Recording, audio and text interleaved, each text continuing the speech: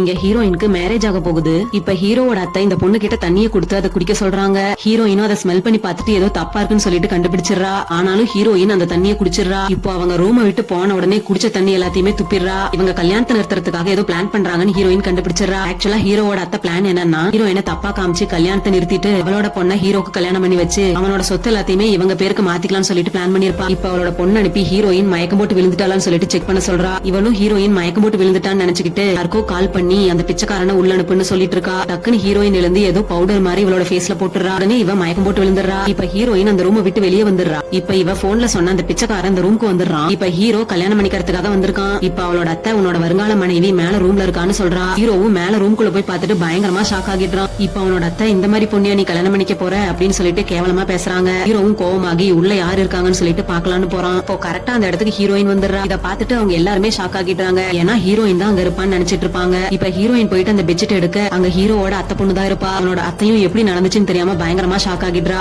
கடைசியா அவங்க போட்ட பிளான்ல அவங்களே மாட்டிக்கிறாங்க.